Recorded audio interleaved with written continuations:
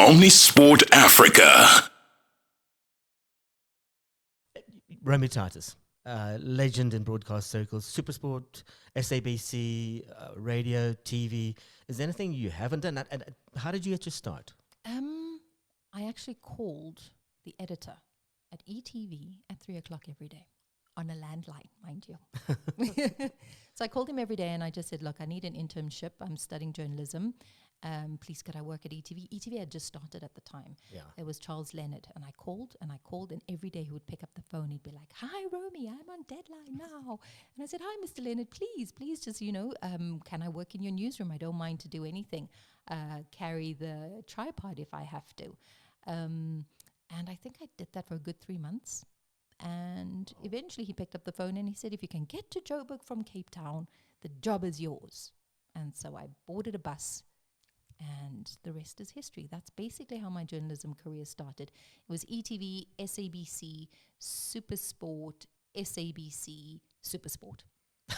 Roughly. It's a big thing. So strangely enough, Charles Leonard DJ'd at my wedding. Yeah. Oh, wow. Go with him, Charles. Because he used to DJ a lot at the Stanley Beer Yard. Mm-hmm. And I got to meet him. Then he's married to a friend of mine, a photographer friend from the start, Debbie Esbeck. Correct, yeah. Really, really lovely guy.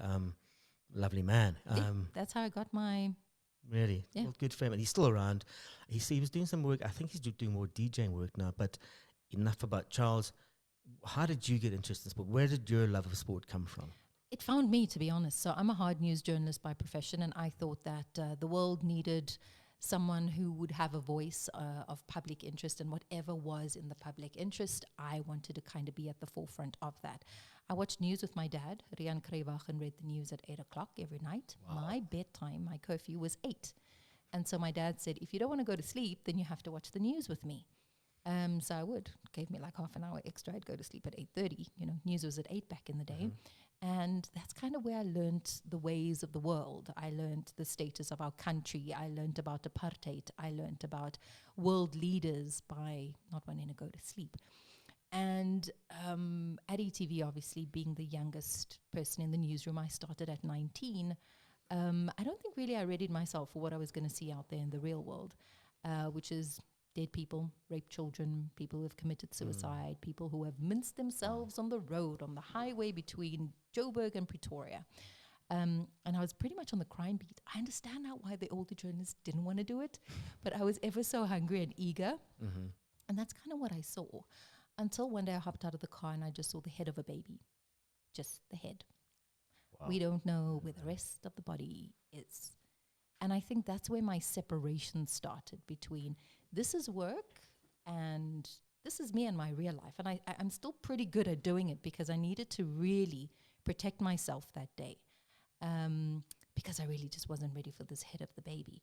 Anyway, 2 minutes later, the dog comes running along with the arm or the leg of this baby, and we only have the head and the arm to go by, right? So that's ingrained in my memory for many years. I'm 19 at the time. I had a birthday yesterday, by the way, so I'm a whole year older. So almost 2 decades on, I just couldn't take it anymore. I couldn't take the raped children, the mincemeat people, the dead babies, all of that. There's a third voice. Is that Big Brother? That was Oji Malefi sending me a message, and I don't know why it started playing. I'm very sorry about that. Sorry. No stress. No, I'm sorry. I'm absolutely fascinated that you've Yes, you so had a hell of an introduction to journalism. And then eventually the late Mzimasi Mgibisa says, why don't you give sport a try? And I'm just like, sport? That is where real news goes to steal time from rugby or cricket or whatever so that the real news could go on air. And I said, you know what? Why not?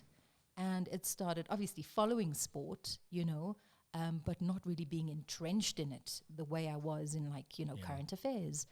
And I tried it and I loved it. There was a winner, there was a loser. Every now and then somebody got stabbed in the stands, but very seldomly did someone die. Yeah. And I thought if I could be the bearer of a little bit of bad news because somebody lost today, some team lost, and there are no fatalities, I could exist in that space. And that's kind of when I made the transition. I went over and I have loved it ever since. If I I don't think I'd change anything, but if I could go back and spare myself all those images that live on in my mind forever, I think I would. There's a winner, there's a loser, we all go home.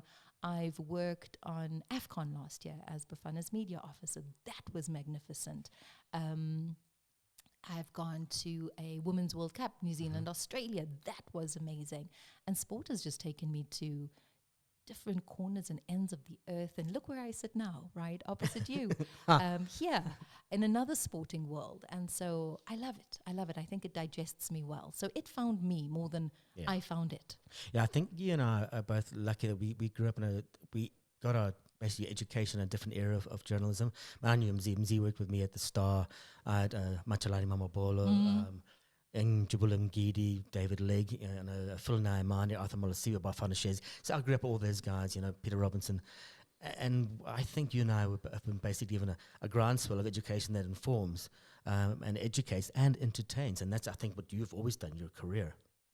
That's what we're going to do in the show. Thanks. Yeah, we are. So I'm very excited to be here. And that's it. On the crest, would we put it, of sporting news.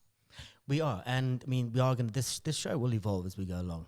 I'm super happy to have you as a co-host because I've been doing the show by myself for the last month and a bit. But I've always been a fan, always been an admirer. Thank you, thanks, Kevin. Welcome to the show. Thank you. And because now we've talked too much, we have to talk about the rugby after the break. All right, but cool. that's perfect. But that's great because I haven't done anything else.